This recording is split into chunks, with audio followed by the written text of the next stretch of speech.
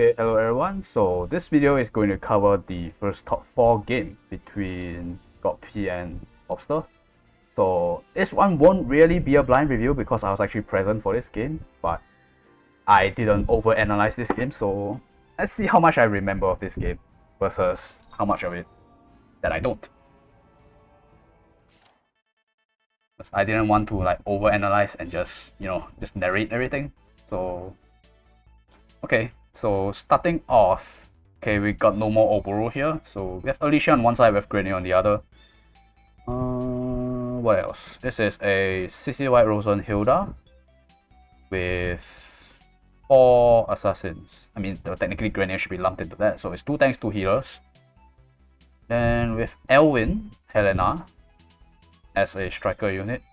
So this is like pretty much completely single target. Oh, there's a Lucretia here, of course.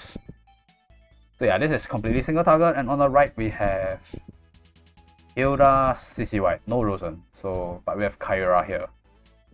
And then we have Alicia and Himiko. Himiko has a bit of AoE, so very heavily single target as well, but more offensive. There's only 1 tank and 1 healer. Guess Kyra sort of serves as the off healer / assassin role. But overall, very similar. Very similar like matchup. So, trading Lucretia bands. Starting the game off with IBC. I didn't really take part in the draft during these games, I think. I might give a bit of opinion, but that's about it. So, IBC first pick is actually pretty decent. Overall, I feel like I remember when IBC first came out, I talked shit about it. I don't think IBC first pick was worth, but I think the environment has changed a little bit. There are things that she can better support now, and also I think threat range is like much more necessary now than when she first came out. Like before that, you could kind of get away with just bunker down with a tank, or you just play a full assassin draft, and that worked most of the time. But nowadays, especially in this kind of matchup, threat range is very important, so I think that's why IBC is highly valued, even on first pick. Tejas and Dieharte. So Dieharte because of the stun, and it's decent threat range as well, and Tejas is just a very annoying combo with Wetham, especially when you're not planning to play a tank. Wetham goes in, kills 1, Tejas jumps on the sword, kills another. Grenier going right up here, so 1 tank gets banned, he picks Grenier, and probably he's gonna lose the 2 healers now. But it's a okay check against Wetham. Like, Wetham basically cannot kill this in 1 hit, so if all you're expecting Grenier to do is tank 2 hits, then he will do the job just fine. Or it could force the Wetham to bring AoE and try to go around it that way. Rosen and Azusa gets banned. Azusa, interesting. So, out of the IBC factor, he's not really too worried about the rest of the units getting boosted by IBC, I guess. Then Rosen is just because he wants to be able to cripple the Grenier properly when it comes down to it. Follows up with Werner. So, I mean, Werner against a tank is usually what you do, but this isn't really tank push, so can't help but feel that there's a better pick around here. Like, you could just pick a tank, it'll be fine. Like, there's still, like, if you pick a tank, you could probably just let the Azusa through for now. Like, not forever, just for now. And then you just ban out the assassins first. Because Elwin countered, Helena countered, IBC kind of countered, Tejas kind of countered. And you would pressure assassin pick on here. So, not sure what this Werner really brings to the table as a second pick. Hilda does get banned, IBC gets banned, so no mobility for you. Elwin gets picked up, but there's still a CC White. Tejas and Cherie gets banned. What's picked here? No, we're going straight for Pepsi. Pepsi with Werner, so assassin, 2 of them already against the tank. So I guess that's how he wants to do it. So this Wetham is kind of just got chill at the back and plant this spell and everything, while the assassins trade, pretty much. Elwin and Helena, you don't want too much excessive pressure on the Grenier, and it's also a threat range thing. But there's also Alicia and Cherie. Cherie is looking quite nasty here already, actually. dieharte gets picked up. So trade range. CC White and Helena. I think CC White here is still really good. No, Himiko. Himiko as the, you can't kill me in one hit unit. Not too bad, and there's no actual healer. At most you're gonna get a goddess tier from here. And a go out heal. But these two units kind of have a little bit of self-sustain. So overall, if you don't get fucked over by a debuff or clock, it should be manageable. And Alicia and Cherie. So we just gotta play against the CC White / Kyra. I think CC White is better. Yeah, okay. Pepsi to round out the late game on the left. Yeah, you see this? This is Werner's status in this kind of matchup. It's the 5th pick and you might not even pick him. So I don't know. I'm not really convinced with this second pick. Werner. I think that was a better game plan.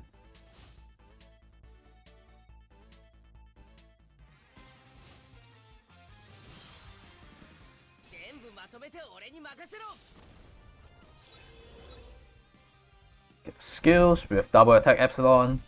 Grenier with block. Not sure if it's necessary, cause these guys aren't gonna hit the Grenier, I don't know about the block. I think you could have even brought an attack skill with it. Or you could have brought a secondary faction buff in case your Elwyn dies. You need that buff later if you're on a late game. So I don't think block is the play. Unicorns, IBC, both dieharte.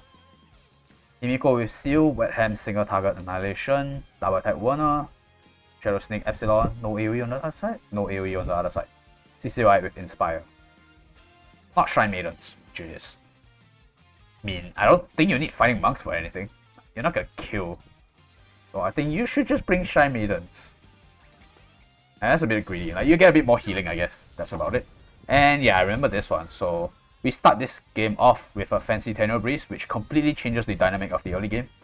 Because normally this Wetham should have the range advantage, because you don't want your Grenier to just anyhow tank the annihilation. It opens up the game a lot. For Himiko follow up, Werner, where he's in front, you don't know whether he's offensive or defensive stance. There's also act again down the line with CC White. If you just chill a little bit, a lot of combo plays that can happen. But this single tennyo breeze, puts everyone, like basically everyone's just kind of stuck in spawn. Or you kind of have to do some body block thing with Himiko and the Lancers or / any other summon, which is what he does, but not ideal. Like, it's very difficult to initiate with Wetham, and you kind of have to wait out the tennyo breeze before doing anything. So next 2 turns are actually kind of slow. Yeah, Himiko just walks right up to do the body block because you don't want to move backwards. It's very bad for initiative. But yeah, here there was a bit of argument in Discord, I think, because no one was sure what to do. And you don't want to put the Grenier here because you don't want the Wetham to jump on the Grenier and go kill the IBC. I was okay with that trade, but the others weren't, so we are also staying at the spawn.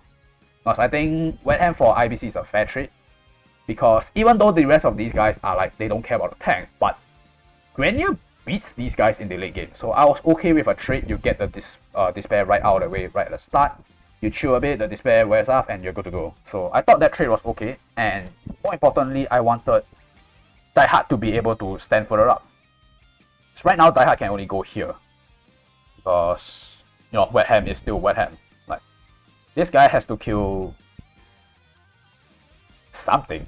Probably the Wetham if possible, but if not, at least maybe the Werner or Pepsi. Like, any of these DPS are actually okay kills. But yeah, that's basically like what the Grenier standing here means.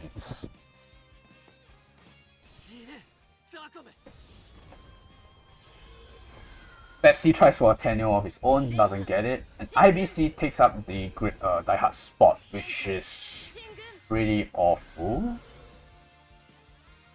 Because you have a unit that has already moved here, which means that your Elwyn cannot go somewhere down here, which means that your Grenier cannot move on the next turn because it's stuck guarding everything. So I think there's a bit of a positioning issue here.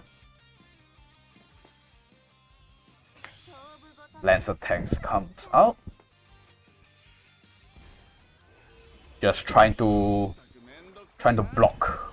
So this is one of the nastier parts of the desert map because of these two pillars. Even with a tennyo breeze like that, you actually still can't do much with it because it's pretty much War of China going on here.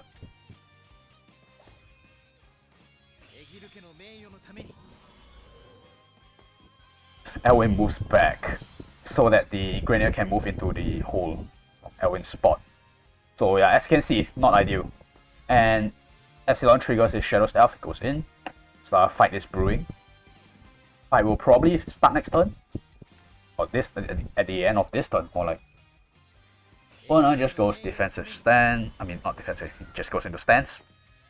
There is Act Again from CC White coming to play here. So this call is well, I've got to take credit for this call. I made this call is that the fact that you have to make a play before this thing runs out. I don't know what the play is going to look like, but you have to do it, because if you wait out the tennyo breeze and the game gets reset into status quo, you will lose. That is just my instinct as a single target player. Like, I've been in this situation multiple times. If you don't capitalize on that tennyo breeze that you got, you will lose in these kind of games. Some games you don't need it. Some games it just becomes a win faster tool. But this is not one of those games. This tennyo breeze is actually needed. So what we did is we actually just threw the IBC in and we melee the Himiko to send her backwards. And this melee is very important because if you do it from range, the middle can still be blocked by the Lancer Suburb. But actually in this scenario it can still be blocked. You can CC White can inspire the Lancer tank and the Lancer tank can just go into the corner. And that would be the best play available, I think. But that's not what he made. So if the Lancer tank goes inside here, not really sure what we would do with the dieharte actually. You can kill Lancer tank and try to stun something, but it's really not ideal, I think. So if the Lancer tank comes here, I think dieharte will try to strike. You go below here, you kill the Lancer tank with the normal attack, you stun the Himiko. Himiko wakes up and next turn you kill the dieharte. So actually it's still fine. There's no changes going on here. So even if the Lancer tank does go inside, it's still fine. But he didn't make that play. He tried to steal the mobility buff by going forwards and using the 3C on 2 units. Doesn't get the clock, but this Grenier is kind of cut. Mobility -3. Dieharte gets mobility -1, which is pretty lucky, I think. And also doesn't get the mobility stolen. So not too bad, but as long as it wasn't -3, it'll be fine, I think. 1, 2, 3, 4, 5. 1, 2, 3. Yeah. So if it was -3, it would actually be pretty fucked as well, but it's not. So life goes on. Go in, kill the Wetham. And the game is in a good spot now because you can only counter kill one of these things next turn, and the other one will probably be able to net a kill. Go inside, we try to stun CC White, we don't get it. So the egg again comes out, which also dispels the stun. And he goes in to kill the IBC, which I don't think was the correct play. Because, like, I mean, I can understand it because you think, like, dieharte has already used the skill, IBC hasn't, so IBC is the more valuable kill. But why not just do it from further behind? Because, yes, the idea is that you want to be in a position to get a follow-up kill. But you kind of forgot about something, is that Epsilon reaches that tower. So it's like a free kill. It's okay for him to tank the seal from Himiko, because you're still forcing out 2 tempo moves from the enemy. And yeah, he does die. Pepsi makes the kill here. But tanking a seal plus an Epsilon 3C is perfectly fine for Epsilon. Like, you will be winning on the tempo because Grenier is gonna take a while to reach the battlefield, but Elwyn can go in, kill the Lancer tank. There's no Lancer tank on CC White yet. You still need to wait another turn. There's still a dieharte alive. and pandemonium is gonna happen because you only have 2 DPS left against 3, and all 3 of these DPSs are pretty tough to kill. And you already use your egg again, so Epsilon doesn't have enough time. Epsilon can win in like 1 versus many scenarios, but you need time. You need to be in a scenario where you can pick them off slowly 1 by 1, which is not what you have. Here, we can see Dieharte just killing the Lancer Summon, getting free stuns everywhere. And we just stun the Epsilon. The logic is that you could have tried to go for a CC White stun. It's a kind of like a gamble. You could kill from the top, go back to stun, but I think the end game is still the same. You force the CC White to move before the Epsilon in this scenario. Yeah, this Epsilon hasn't moved, I think. I hate this unit when it comes to turn order, because you can't tell whether it fucking moves or not. Yeah, so in this case, the CC White has to come in, dispel the stun, and then Elwin just kills something, probably just the Himiko, because the revive is intact here. And the game is just over, because Epsilon can't do everything from this point onwards. We even go into grassland, you know, the small things matter. Go on grasslands just to make sure we get the maximum amount of damage. But it's an Elwin against a Himiko, it's gonna die. And even if the Pepsi pulls off a miracle here, he counter kills the Pepsi, but Pepsi's job is done at this point. Elwin can just go around Sword Soul the Pepsi. Oh no, he doesn't have turn priority. Grenier hasn't moved yet. But this Pepsi only has 1 move, so he has like, what, 1 option? Go into Shadow Sneak. And then this CCY is gonna die a poor death. He melees the Elwin, gets the kill, but Elwin's just gonna heal all of that back up and kill the CCY. So, you know, I don't know if Shy Maiden tanks that. Probably. But CCY could have like tried to do something more, although I'm not sure what because 3C is still on cooldown. Inspire, summon a... Can't summon a Lancer tank because Lancer tank is just food for Dieharte. He's just gonna kill it and stun something again. So either way, this game is pretty over already at this point. Elwin does that kill, and then Dieharte just starts poking at the Pepsi. But Grenier is slowly making his way back onto the battlefield. And Grenier wins that late game anyway, 1v1. So yeah, first game, you know, Tennyo Breeze was very impactful, but I think there's plenty to learn from in that game. So it's a pretty good game overall. Now, second game, player 1 and player 2 switches. We see Kyra out, Himiko out for Werner and Octopus. I don't know, I don't think this is a good Octopus map. Just because there's swamp in the middle doesn't mean that it's a good Octopus map, because there's so much terrain here. And if you don't have Tidal Surge, you actually can't really move that much. There's even trees in the middle, so you kind of have to walk like a zigzag line.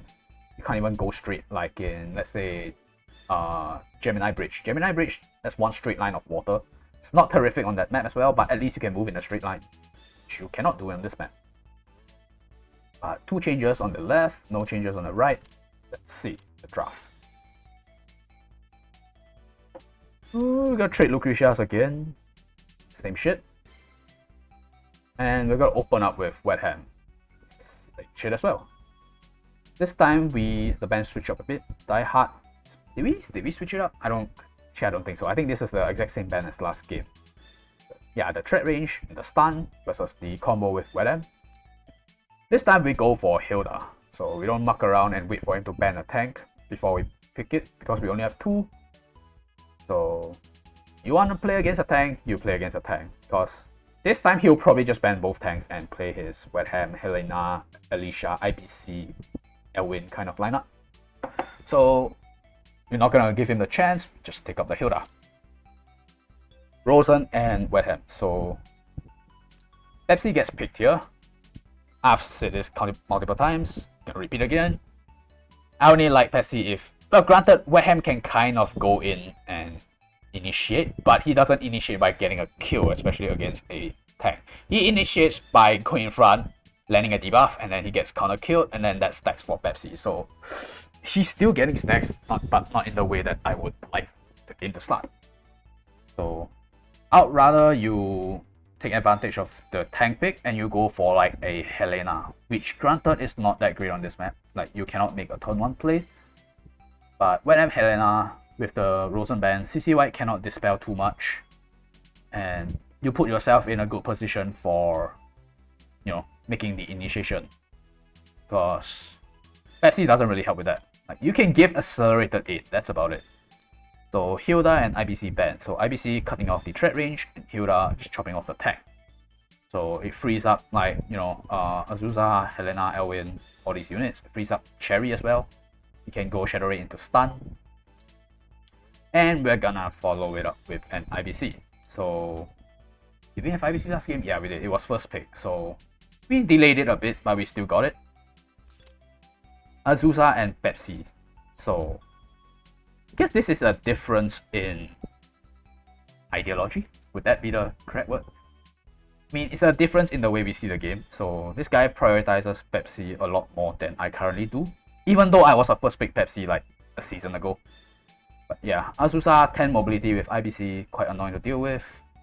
But these guys are 10 range as well, so really no difference to what you ban. And Azusa is annoying because you need to hit her twice. So does Elwin. So it's kind of the same, but I guess Elwin you can kind of settle with Alicia if it's outside of guard. That's that. We follow up with Cherie. So yeah, this guy has a MO, which he likes to play Cherie late game on terrain heavy maps. You know, you just trade, and suddenly you realize that the units that you have left cannot threaten a Angel's Cherie on terrain. So Werner eats the ban, both Werners actually, Werner and Werner Dime. Werner mobility again, and this Werner because there's a little bit too much assassins going on here. And you know, it can be kind of bad if the trades don't go correctly.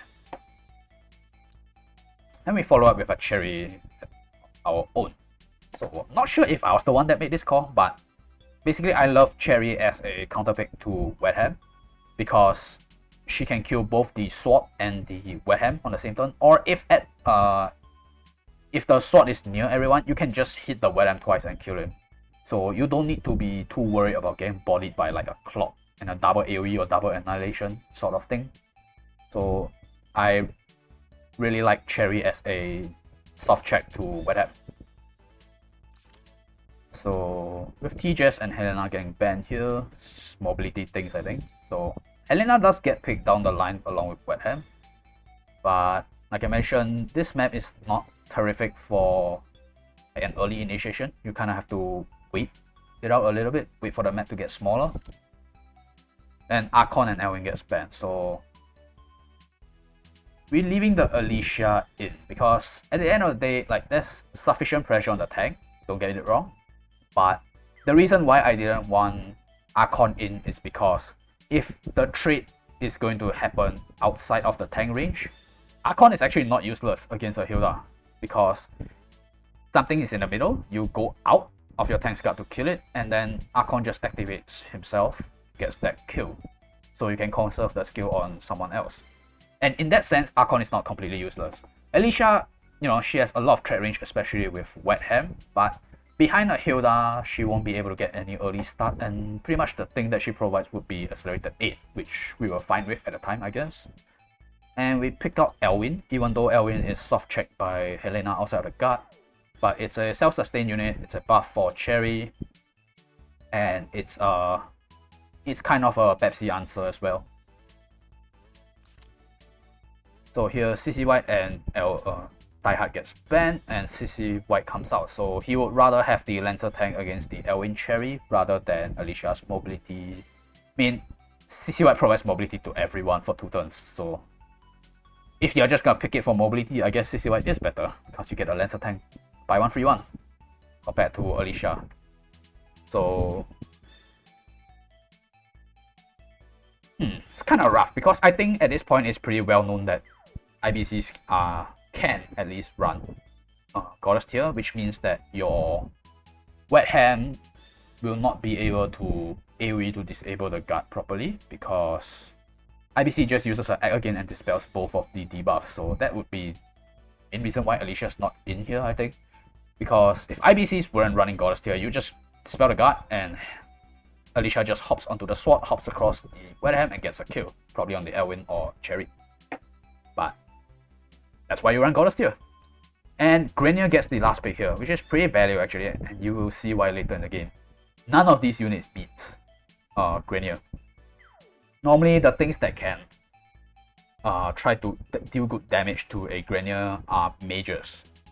Wetham can, and you land the heal reverse on him, but if you don't dispel the correct stuff, game is rough. Like if you somehow get the preemptive counter attack still intact, that can end really uglily. So what do we have here? We have regular single target Wetham, so we're not going for the AoE thing because there's an IBC with Goddess tier. Yep, Cherie with Angels, Epsilon double attack, and regular CC White Phalanx with Inspire. Grenier, okay, this one might have been my call to bring Assault as a damage skill. It's actually pretty good, it does a lot of damage if you have your buffs intact. Cherie with Goblins because I want to threaten the Wetham. I want maximum damage against it with Shadow Raid. And it's just nice to have. This is purely this is a different ideology of playing Cherie, right? This Cherie is going for a late game on terrain. This game, I'm just fully out to counter the Wetham. And you might be able to pick some kills off like Pepsi or something, depending on what happens in the game. So Hilda is double guard, Elwyn's regular, Iron Blood with Sensi mass attack. So yeah, so, start off the game. Cherie immediately walks back, which is not something I agree with. I don't think you should show your hand that quickly. He's just trying to conserve the buff turns on Pepsi. IBC goes in, buff goes on Hilda and Cherie because why not? No one else needs the mobility buff. And this allows... This 2 tanks is kinda nice because you get to do this kind of thing. You get to push a little bit more forward because you have 1 tank covering the back and 1 tank covering the front. So you're not too worried about the Wetham going in anyhow because there's a little bit of a mismatch here, right? Like yes, AoE gets countered by IBC because she can just egg in and dispel. It's kind of rough to go for a clock because Cherie is just guaranteed to kill you in 2 hits no matter how many people are near the sword. But this team doesn't really take advantage of the guard being dispelled or the tank being weakened because this team is not out to kill the tank. And the problem is there's also 2 tanks, so crippling one of them is not enough. This tank has 2 guards, and this tank is not something that you want to hit into. Look at this shit. If you somehow miss the preemptive counter attack, double archer versus full flyer, you die, I think. You die. Yeah, I guess you could survive if you dispel the power stat, but a lot of buffs, and you only dispel 5, so... I think this is a severe outdraft actually, now that I'm looking back at it. I'm not sure how player 1 ever gets to initiate. Like, what are the conditions of initiating? Your assassins have to get a kill. And by assassins, I mean assassin, singular, Cherie. Because I don't see this Pepsi killing much. Like, it can kill Cherie, but it's getting zoned to hell. So this Cherie is somehow gonna have to proc a good breeze and land this Cherie kill. Because it's not killing this, and it's not killing this. So that is the singular way I see this game going in player 1's favor. Spoiler alert, it doesn't. And you know, we're just slowly moving everyone up. Desperate measures on Helena because this is truly a desperate situation. Cherie can't move up because it's a little bit worrying that I mean, you could move like here or here to stay in guard, but that doesn't necessarily threaten anything. Now it could threaten something next turn. You could threaten to bounce off the IBC. And one of the problems with Cherie is that if you bring Angels, you cannot jump off with a normal attack. You have to use In this situation, you can actually. You can just stun. But guess what? You're gonna be knocking onto a Grenier. And that's what I was talking about earlier on. This whole team does not want to hit into a Grenier. None of these 4 dpses want to hit into a Grenier. So, pretty hard way to start. This Cherie does not get the breeze, and this Cherie gets the breeze, which means that game looking real bad. Helena goes in. It's 1 AoE off on the IBC.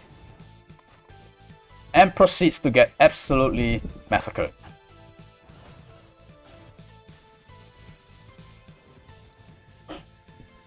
I mean, what were you really expecting, honestly? And the thing is, the Helena intentionally hit the IBC, which makes the Grenier guard it, because Hilda's not guarding the IBC. I get it that you don't want to hit into a double lancer because damage is not gonna look nice, but at least you get the AoE off. Like, less damage is better than no damage, I think. At least I would like to think that. But Helena absolutely gets destroyed. He ran into a brick wall. And now Cherie is gonna go in and do a thing. Is it? No. IBC with very little debuffs is just gonna go in and kill in the Wetham. So let me see what happened the previous turn. Why was the Wetham in IBC's range? When did the Wetham move? Oh, the Wetham moved pretty early actually. So that's why the IBC came up as well. So if if all else remains equal, nothing big happens, you can even just throw the IBC to kill the Wetham, which is what she did, and the Cherie can look at something juicier. So with that completely free kill, like literally gifted on a plate, and then IBC, not much debuffs going on her. Luckily didn't get her weapon broken, just the accessory, which is Goddess tier, which actually doesn't matter because it's healing percentage. Like, this doesn't disable base stats, it only disables the bonus stats. So this actually doesn't harm her kill range on Goddess tier. And the Wetham dies. So now you have 2 assassins against Cherie, Elwyn, and Grenier Hilda. And it's the same, right? Like, no matter what these other units are, your units cannot touch Grenier. Nice 5th pick, by the way. So this is either like lack of experience playing against Grenier or just lack of respect for playing against Grenier. It's one of those two. And in this playoff, we've seen quite a few decent Grenier games. So he goes for a last-ditch effort trying to kill the Cherie, but it is nowhere near enough. So yeah, no damage increase of any kind, no Fury of Tear, no damage increase buff. Cherie in Hilda's command aura, even without any minus range. Actually, Cherie only manages to kill the Earth Elf Knights, which is a lot less damage than I thought actually. But I guess because Supernova only works on crit damage, so this buff basically did not matter here. I thought it would at least go into the body a little bit, but apparently not. And that will be the sad conclusion to this game. So yeah, it's a pretty severe outdraft on game 2, and frankly, very game-changing tennyo buff on the first turn for the first game. So that'll be it for this game. Thank you guys for watching. I'll see you guys in the next one. Peace.